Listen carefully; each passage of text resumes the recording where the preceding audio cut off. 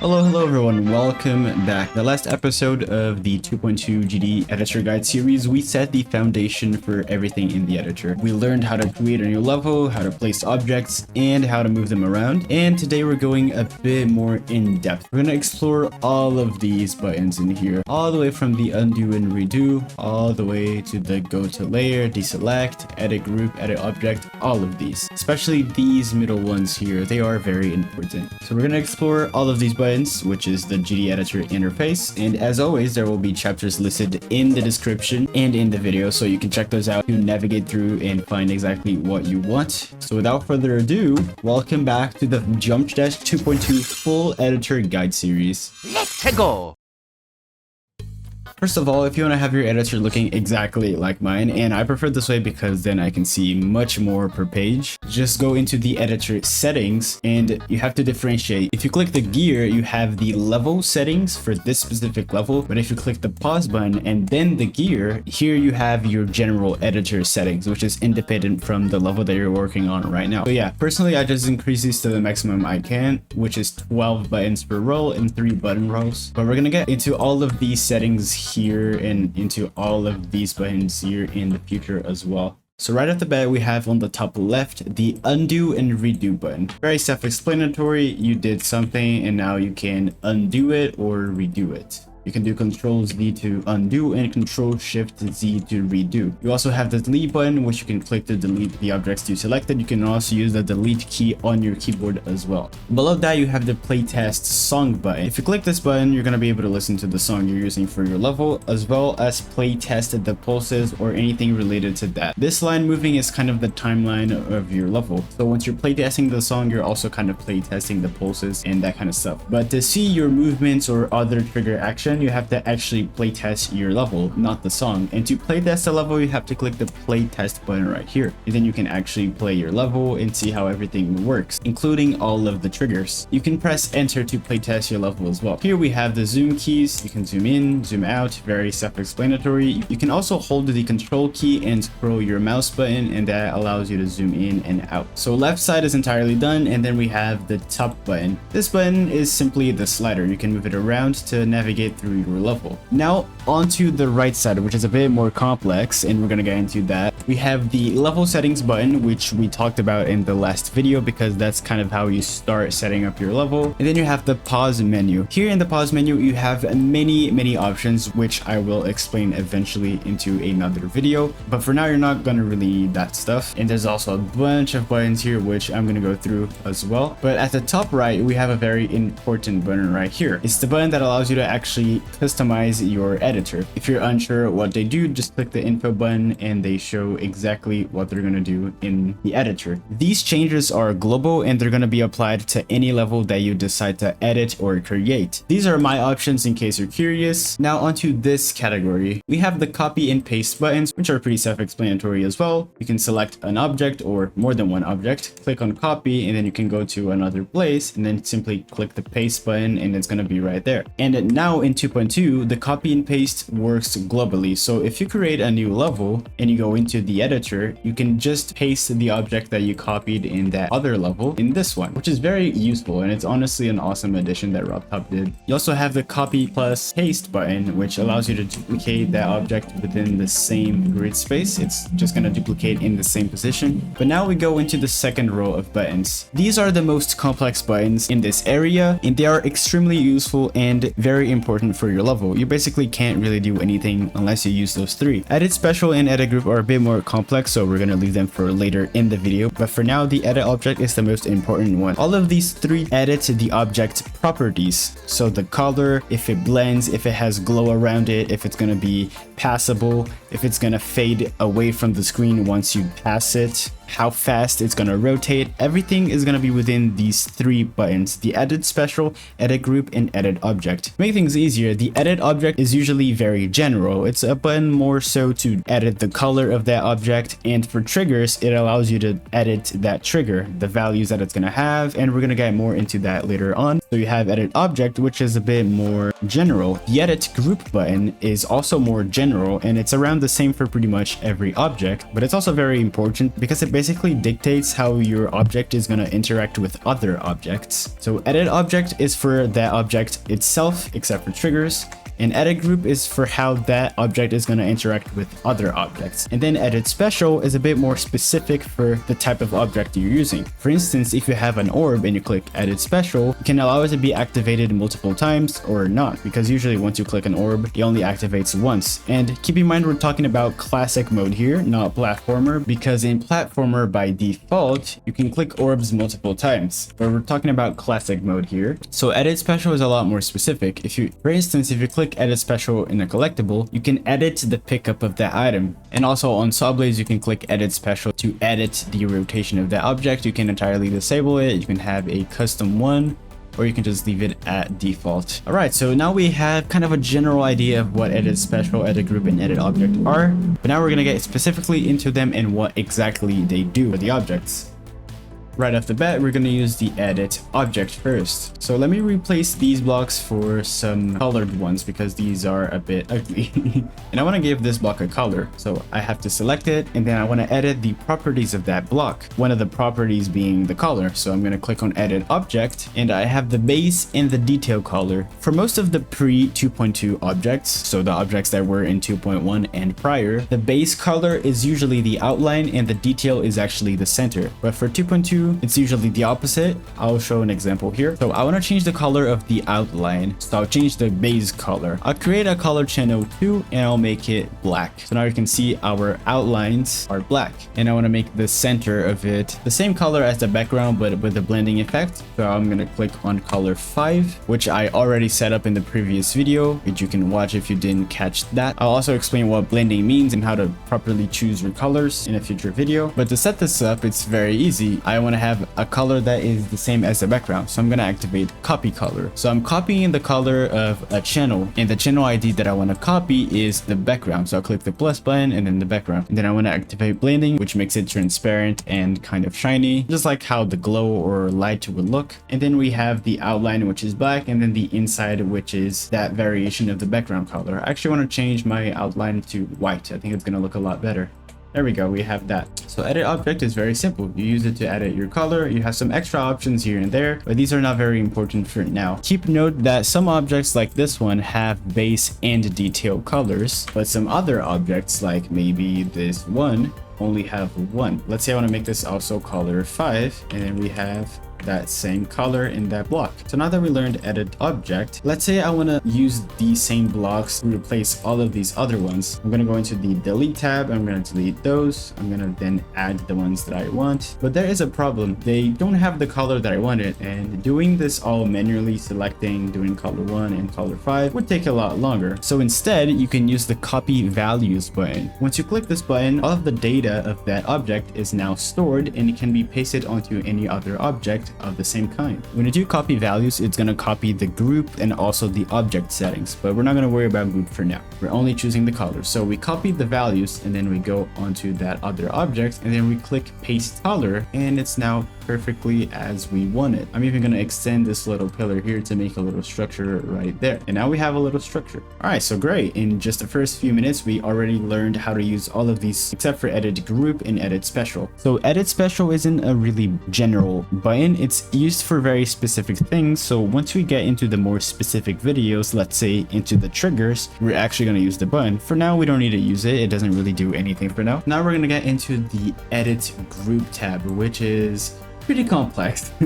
So the edit group button is one of the most important buttons in the game. This screen right here that you're seeing right now, it's probably the screen that you're gonna see the most when you're building your own level, because groups are what links your object to a trigger. For instance, if I set this platform to group 2, and don't worry, I'm gonna do this very slow in a second. First of all, I'm just showing an example. If I set this to group 2 and then I go into a move trigger and then put my target group ID to group 2 as well, and then change a few settings here and there, I can press play and you can see that the platform moves. So you're going to use edit group for pretty much anything in your level, all the way from changing the properties of your objects, but also to linking your objects to triggers. Learning this button is essential to your creating career. Alright, so the first thing you're going to see in your edit group tab on the top left, you have editor L and editor L2. The L here stands for layers. In Geometry Dash, you are able to organize your objects within different layers. That's very great for organizing. Let's say, for instance, I want to have these arrows on a different layer. I can select these arrows, go to edit group, and by default, all of the objects that you place go onto layer 0. But let's say I want to have my arrows on layer 5. I can just go here, type number 5, and then here if I click on go to layer, it gets me to layer 5. You can also use these buttons below here to navigate through your layers. Clicking on the blue button shows you all of the layers, and when I do change the layers, it also changes the opacity of the objects, because if I'm not on the selected layer, then it's not going to show the objects in full opacity.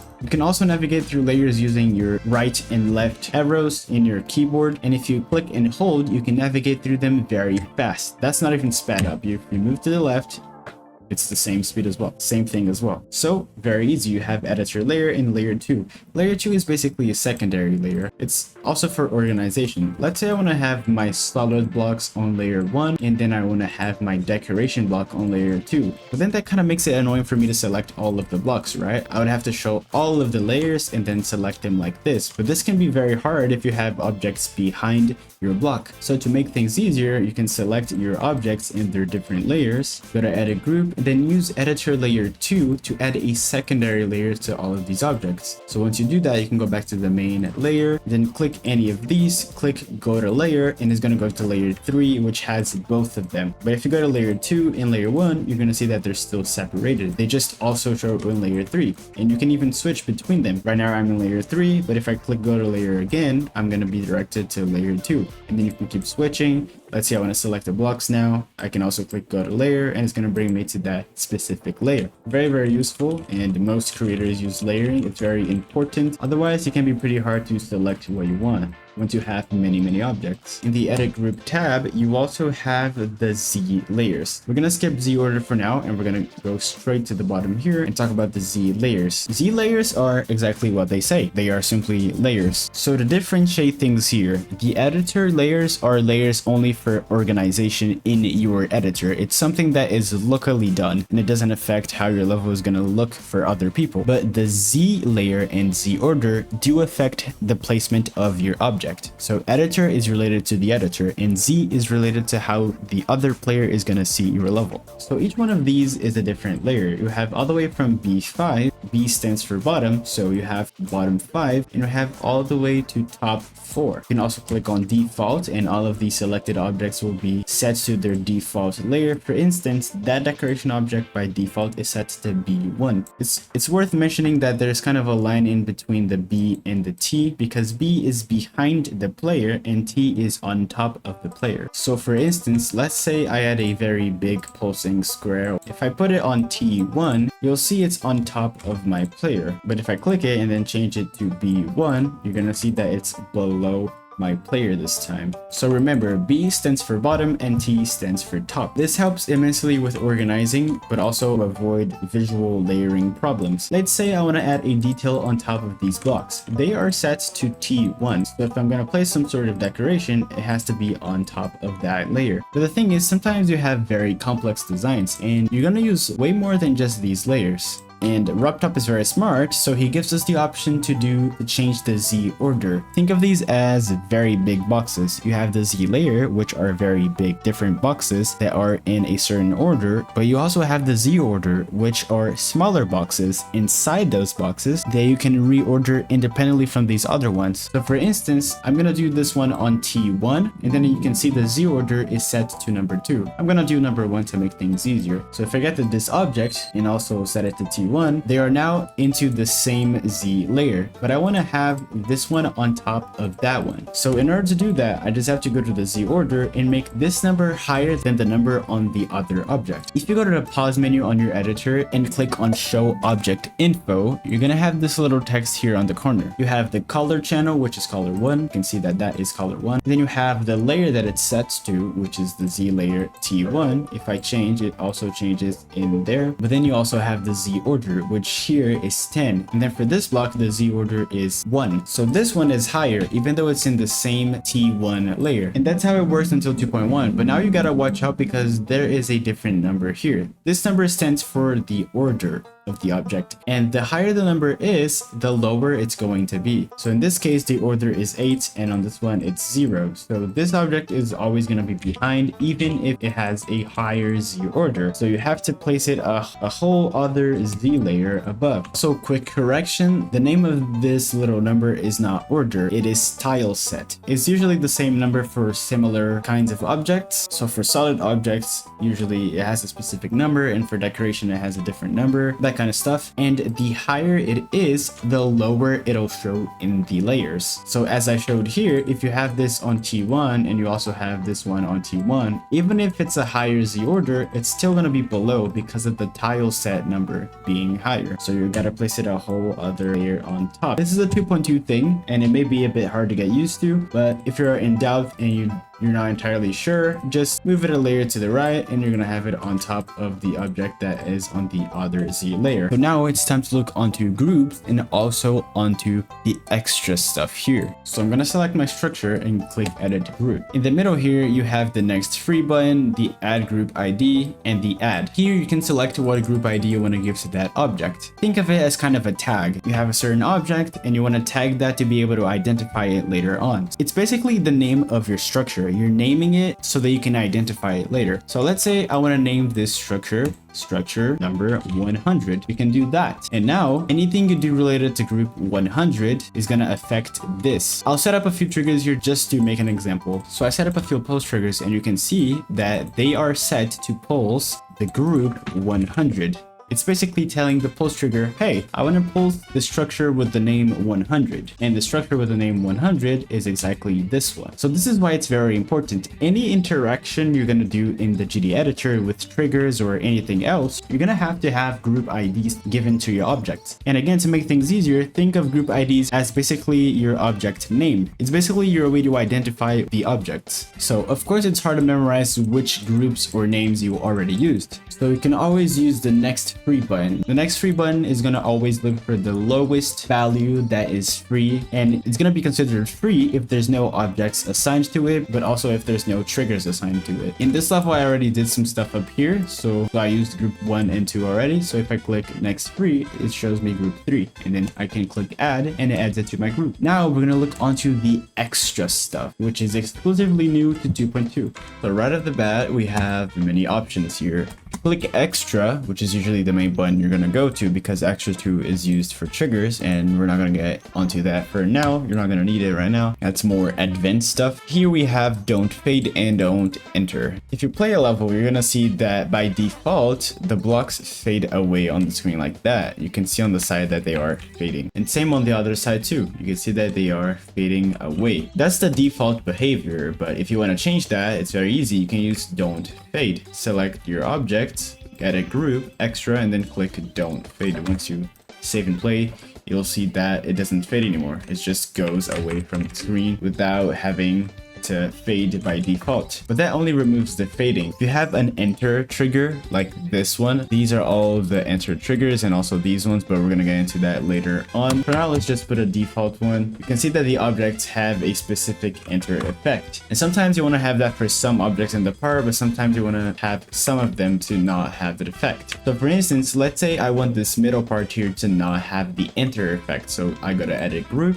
extra, and then turn on don't enter. If I press save and play, the middle parts won't enter, but the other ones will, which is very useful when you're trying to customize stuff. But let's get rid of those things because those are triggers, and we're going to get into triggers later on. The next button is no effects. This button removes effects from your portals and orbs, for instance. So when you're using portals, you're going to see that by default, they have some kind of animation. So if you go through the yellow portal, you can see that it has some yellow lines that go from the bottom to the top. Same with the green pad and also with these pads as well. You can see that there is lining that flashes in the background as well. To disable these effects, you can select the objects that you want, go to edit group, extra, and then turn on no effects. That'll remove all kinds of effects. Obviously, I'm just showing an example, but this is not only for the gravity portals or for the size portals, it's for any type of effect that you have in any portal or orb. So now if you go through the portal, you can see that it doesn't have any effects. Same for the size, which is again, very good for customization. And skipping a few buttons here, the no particle button does kind of a similar thing to the no effects, but instead of disabling the effects, it actually disables the particles. So you can see that this orb doesn't have any particles around it. That's because I used disable particles. You can see by default, they do have particles.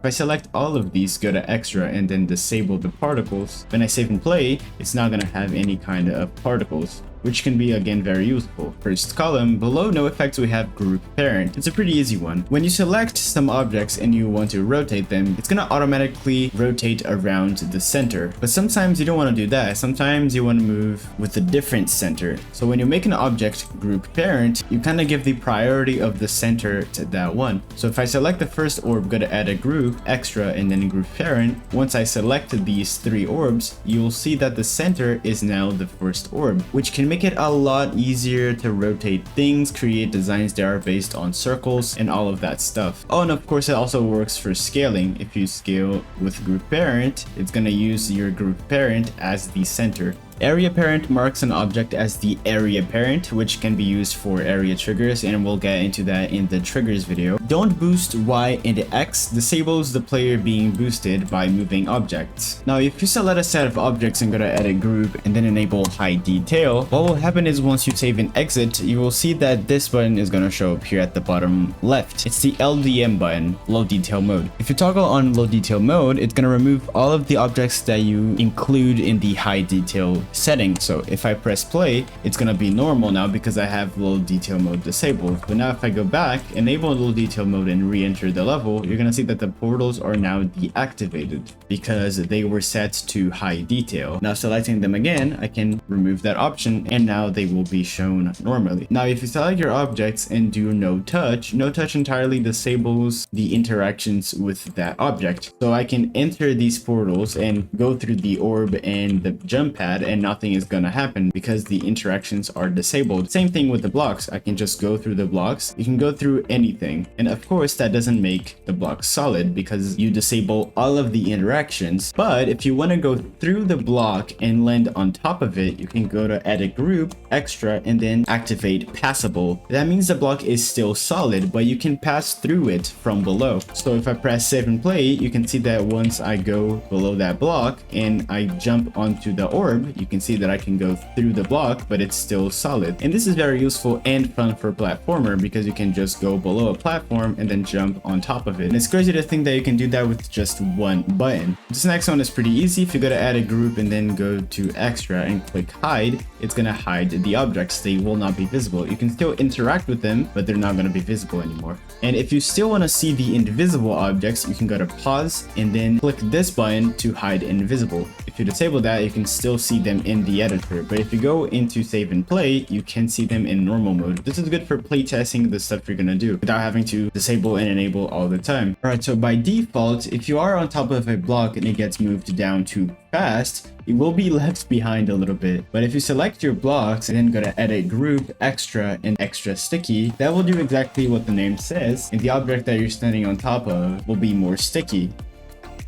See how it just stayed in the block there even though we moved past? So skipping a few there, you have IceBlock. IceBlock is very useful because it allows your blocks to be extra slippery. That makes it also harder to control. Obviously, this only works for platformer. Once you're on top of the structure, you're gonna see that when I release the button, it still takes a long slide. So yeah, this also makes it pretty hard to control as well because they have to control how far you're gonna go. So sometimes it's just better to take it slow because it can be really hard to control these things like that. So by default, when you scale an object over 6, the hitbox can be pretty buggy because it's not accurate anymore. See how it just fall through the slope right there? But if you select your objects, go to edit group, extra, and then extended collision, that will fix the hitboxes of it. Now I can easily go through without having to worry about falling through the slope. And same thing here at the top. This can be very useful to save objects and also just make your life easier. Rob really fixed a bunch of stuff in 2.2. It's awesome to see. So I have a set of slopes right here, and by default, I can go through that one. But after the 45 degrees one, you can't really go up anymore by holding, unless you maybe jump a few times and maybe you can get to the top. But then once I'm here, I can't really do anything about it. I can't really jump. But if you select the slopes and go to edit group, extra, and then hit GripSlope. That gives that little bit of extra grip so you can get to the top of that little platform. So here we can go to the top, and here usually I would take several jumps, but now you can see that I can just get up easily. So down here I don't have to jump many times, I can just go straight through, and here, which wasn't possible before, I can just straight up walk to the top here. And also you see how there is a little glow around the solid object. Well, if you want to remove that for visual reasons, you can select them, go to edit group,